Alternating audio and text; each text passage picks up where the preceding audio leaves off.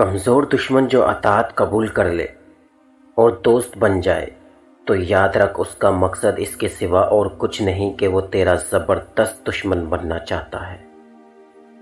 جو بندہ تیرے ساتھ مہربانی کرے اس کی قدموں کی خاک بن جا۔ یہ تمہارا جو نفس ہے، تم اگر اسے خیر میں مصروف نہیں کر لیتے تو یہ تمہیں شر میں مصروف کر لے گا۔ جو غصے کی بات پر غصہ نہ کرے وہ گدھا ہے، اور جو منانے پر نہ مانے وہ شیطان ہے۔ 4 چیزیں بدن میں قوت پیدا کرتی ہیں: گوشت کھانا، خوشبو سونگھنا، کثرت سے غسل کرنا، سوتی کپڑا پہننا۔ 4 چیزیں رزق کو بڑھاتی ہیں: تہجد کی نماز پڑھنا، کثرت سے استغفار کرنا، کثرت سے صدقہ کرنا، کثرت سے ذکر کرنا۔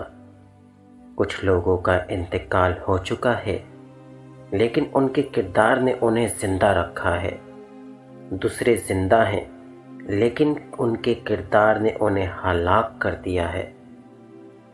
اندھا دھند اور بغیر سوچے سمجھے علم حاصل کرنے والے کی مثال رات میں لکڑیاں جمع کرنے والے کی سی ہیں۔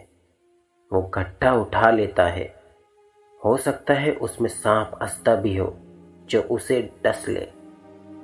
دوستوں کی بات چیت میں آہستگی اختیار کر، کہیں کمبخت دشمن ہی نہ سنتا ہو۔